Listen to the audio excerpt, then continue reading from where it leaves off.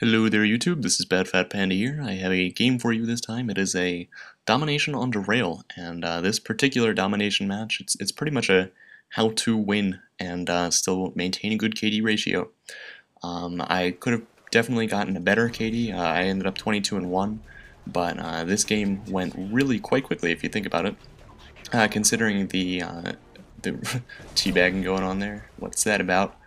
Um, Considering the large map, this is an incredibly large scale map. I mean, it's definitely up there with Wasteland. It's just more vertical stretch, not as like circly as Wasteland can get. Or I guess square E would be a better term, as all of the maps are rectangular in some sense. But here I am using the UMP. It has, I think, a marathon, stopping power, and oh god damn it, I think it's ninja. Not quite sure. I just killed Mr. Pro Intervention Heartbeat Sensor there. He had all the emblems and titles to go for it too. But this is pretty much an opening that I like to run. You're going to see it whenever I upload a derail map from this side. I always like to come out here. Never go through that building unless you have an AA-12 or something like that can take people out that you're comfortable using. I was always going for headshots there because I wanted my fall camo for the UMP, as I recently acquired along with extended mags. But you're seeing me using a DEAGLE with FMJ as well. I don't know if you can hear that train in the background, but it's quite annoying. Yep, that's pretty annoying. Well, it's summertime here, and it's like 90 degrees out today, so I have my windows open, and yeah. So I mop these guys up here. The basis for this opening is you're going to have to change position an awful lot. And you're going to have to understand and try and guess where people are going to come from, what direction they're going to come from, and what they're going to have with them. This guy has not changed his class for a while, which is not a smart idea. If you get killed by somebody in your spawn, immediately change to a different class to try and better take on the situation, especially if you're going to risk your life to go out there. For somebody who knows you're coming, and that's just not a smart idea. So here, I didn't actually want this guy to take C. He was sort of an asshole doing so, but he did anyway nonetheless, so I had to deal with it. That's one of the reasons why this match went really fast, but the key here is to just take A and B from the beginning, get them spawn trapped to some extent at C, and just camp the hell out of them, because they'll keep spawning there no matter what, as long as you don't push far forward enough, and you really have to push very far if you've ever tried to actually change the spawns on derail to get them back at A. But C is sort of a beneficial spawn when you have air support up in the air, because they tend to spawn if you're anywhere close over to the left in the demolition plant spot, or I guess that's search 2 for those of you that play search. I do not. So yeah, I'm using a DEAGLE as my secondary. That's why I have stopping power equipped. I'm thinking about doing a DEAGLE only akimbo match in free-for-all in the coming weeks after finals are over. But see, this is sort of where this playstyle shines. You can just continue to cause mayhem, and if you're going against a good team, this is also another great thing to do, because you completely disrupt any sort of communication or teamwork they have going on when you were just some random asshole in their spawn trying to kill them with a silenced UMP. So I have my AC-130 out. What I want them to do is I want them to cap C before I call it in, because then their spawn will change again, and I will actually not get spawn fucked by them moving back to A when I'm in an AC-130 and having to move my position to counteract that.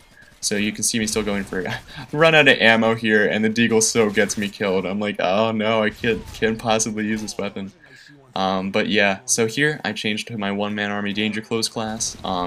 And you're going to see I have a riot shield, not a noob tube. That's because I like to use these for my AC-130s. I am going for the 1,000 kills streak for that awesome emblem. So here, I realized they took C, and I'm going on a tear, having some fun.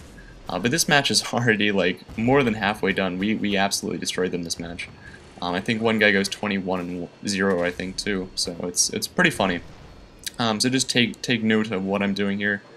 Here I sort of get screwed by them being in that building, but whatever. I still get my fair amount of kills, so I can't complain that much.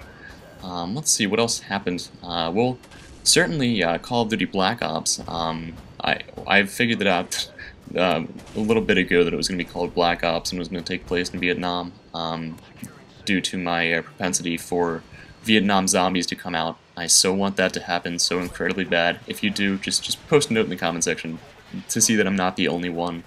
Because Nazi zombies, I mean, they really couldn't do Nazi zombies in Modern Warfare 2. It'd just be sort of ridiculous. Well, I guess the idea of Nazi zombies in general is sort of ridiculous, because let's be honest here, not that many people have cited Nazi zombies running about LA or such what have you. So here, I'm continuing on my merry way. I changed from one-man army up to my UMP class again, and I'm going into their spawn and trying to kill as many people as I can. I would suggest a shotgun for this, because you will encounter painkiller and it will not be nice. But C4 is also another good option. So, yeah, I'm just clearing these guys out right here. But let's see, as far as Black Ops goes, I mean, I'm pretty psyched for that game. I was one of the guys that got into World at War quite late. I had a lot going on. I mean, it was my freshman year of college when that came out. So I was still like, what the fuck from that? And it was also the time when I had my bicycle accident that came out, so I also had to wait a little bit to play video games again, because concussions are not beneficial to, like, flashing lights in general are not beneficial to concussions if you've ever had one. So you pretty much just see me repeating. It's like a rinse and repeat. Do everything that you previously have done, and yeah, I mean, this is pretty much the way to win, and still get a good KD while playing for the team. I mean, you see, I think I capped A flag and that was it, because I didn't want to cap C, and the guy capped it. Was like, all right, whatever. I'll let it go. I don't usually flame people unless they're blocking me in doorways or just being a general asshole with a danger close noob tube class on my team. Just say stop it politely, because in case you haven't realized, if you're using a danger close noob tube, the enemy team, the second they get killed, are just going to switch their danger close noob tube class. It's the same with shotguns, so don't be a douche. Don't drink and drive. Don't use your one-man army noob tube class. It's sort of a piss off. But I'm still having some amount of fun with this game. I have a P90 Akimbo class that I like a lot. I'm going for Red Tiger on those. I think I have like a couple headshots to go. But extended mags for all of my submachine guns. I'm thinking I'm going to change all of my submachine gun classes to all of my custom classes, so that I will always get interesting gameplay for you guys to watch. And I hope you enjoyed this. Have a good week and peace out.